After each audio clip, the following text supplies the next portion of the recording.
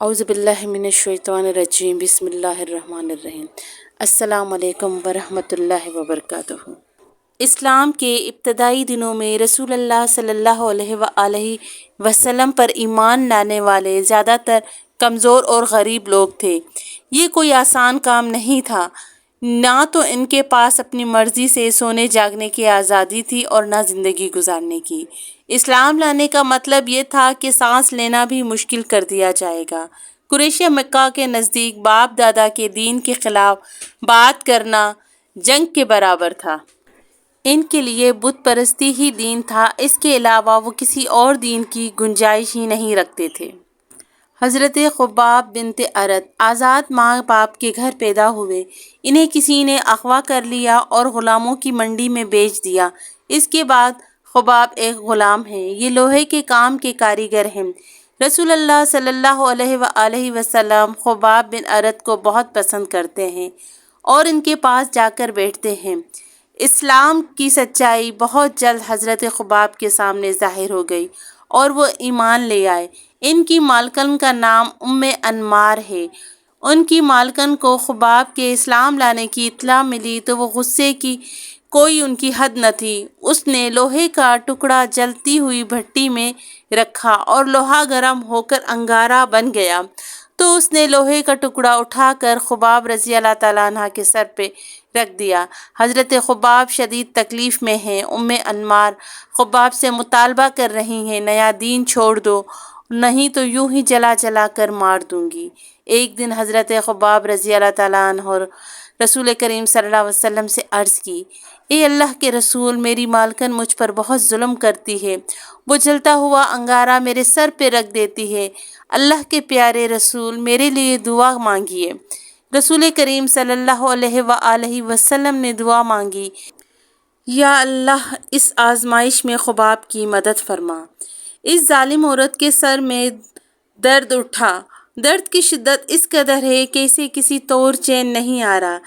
اسے طبیبوں نے کہا کہ خود کو لوہے کی گرم سیخیں لگواؤ تو تمہیں آرام ملے گا۔ اب حضرت خباب لوہے کا ٹکڑا آگ میں رکھ کر گرم کر رہے ہیں۔ جب لوہا گرم ہو کر سرخ ہو گیا تو اسے اپنی مالکن کے سر پہ رکھا۔ ان کی مالکن کو درد میں کچھ کمی محسوس ہوئی۔ حضرت خباب اپنا ایک واقعہ یوں سناتے ہیں کہ میں لوہار کا کام کرتا تھا اور تلواریں بنایا کرتا تھا۔ مکہ کے سردار عاص بن وائل نے مجھ سے تلواریں خریدی۔ ان تلواروں کی قیمت عاص کے ذمہ قرض تھی۔ میں عاص سے اپنی رقم مانگنے گیا تو اس نے کہا، خدا کی قسم میں تمہیں اس وقت تک قرض ادا نہیں کروں گا جب تک تم محمد کے دین سے انکار نہ کر دو۔ میں نے بڑی جرأت سے جواب دیا، خدا کی قسم میں اللہ کے رسول کا انکار ہرگز نہیں کروں گا، یہاں تک کہ تو مر جائے اور قیامت کے دن تجھے قبر سے زندہ کیا جائے۔ عاص بن وائل نے حضرت خباب رضی اللہ تعالیٰ عنہ کا مذاق اڑاتے ہوئے کہا، اچھا جب میں مر کر دوبارہ زندہ ہوں گا تو مجھ کو مال اور اولاد ملے گی تو تمہارا قرض اتار دوں گا۔ حضرت خباب رضی اللہ تعالیٰ عنہ ہجرت تک ظلم و ستم سہتے رہے۔ مدینہ ہجرت کے بعد ان کے ظلم و ستم سے نجات ملی۔ سمیہ بنت خبات۔ مکہ میں سمیہ بنت خبات نام کی ایک عورت رہتی تھی۔ وہ ابو حذیفہ بن مغیرہ کی کنیز تھی۔ وہ مکہ کی ساری عورتوں کی خدمت کرتی، اپنے ہنر میں اچھی ہونے کے علاوہ خوش مزاج بھی تھی۔ مکہ کے سرداروں کی بیویاں اور بیٹیاں اس سے بہت خوش تھیں۔ وہ عورتوں کو اچھے مشورے دیتی۔ سمیہ دین اسلام میں ہدایت دیکھی تو وہ مسلمان ہو گئی۔ حضرت سمیہ کے مالک ابو حذیفہ نے انہیں حکم دیا، تم واپس اپنے دین پر آ جاؤ ورنہ اچھا نہیں ہوگا۔ حضرت سمیہ نے اسلام چھوڑنے سے انکار کر دیا۔ ابو حذیفہ نے اسلام قبول کرنے کی سزا کے طور پر اسے ابو جہل کو دے دیا۔ ابو جہل کا تعلق بنی مخزوم قبیلہ سے ہے جو اپنے آپ کو بنی ہاشم کے برابر سمجھتا ہے۔ وہ ہر حال میں ان کی برابری کرتا۔ رسول اللہ صلی اللہ علیہ وآلہ وسلم کے اعلان نبوت سے اسے شدید پریشانی ہوئی۔ اب کیا ہے کہ ابو جہل تو جیسے پاگل ہی ہو گیا ہے۔ ابو جہل نے سوچ لیا کہ وہ محمد بن عبداللہ اور اس کے ماننے والوں پر ظلم کی انتہا کر دے گا۔ اس نے سمیہ کو بلا کر اسے مارنا پیٹنا شروع کر دیا۔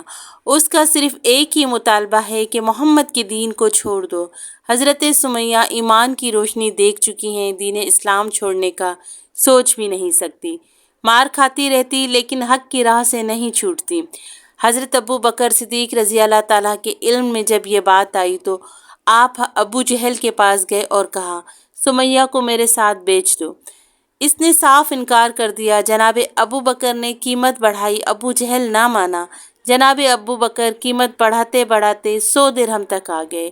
اس زمانے میں 100 درہم ایک بہت بڑی رقم تھی۔ اتنے پیسوں میں کئی غلام یا کنیزیں خریدے جا سکتی تھیں۔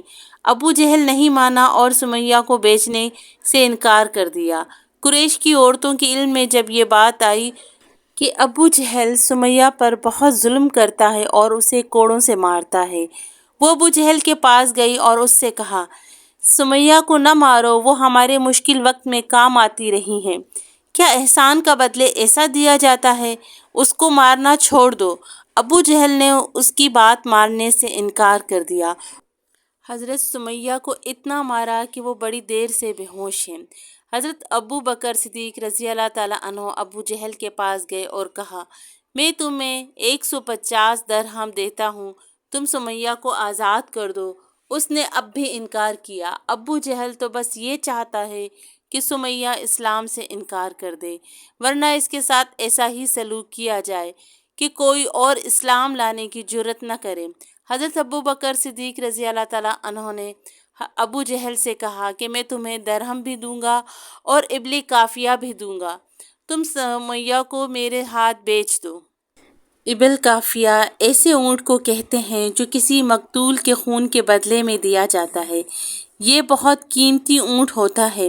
وصول کرنے والے خاندان کے لیے اسے عزت کا نشان سمجھا جاتا ہے۔ ابو جہل کسی قیمت پر راضی نہ ہوا۔ اس نے سمیہ پر اپنا ظلم و ستم جاری رکھا۔ سمیہ کو مارنا ابو جہل کا روز کا معمول ہے۔ وہ اپنے سارے ظلم و ستم اور تشدد کے باوجود دین اسلام سے اسے ہٹانے میں ناکام رہا۔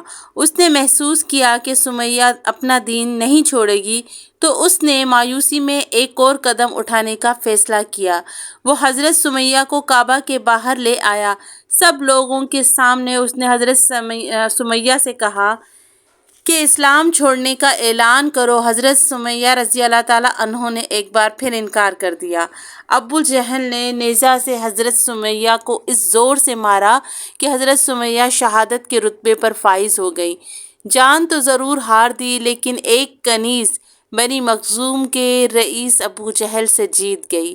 جس حرم میں چونٹی مارنے کی بھی اجازت نہیں، اس میں ابو جہل نے ایک جیتی جاگتی عورت کو مار دیا۔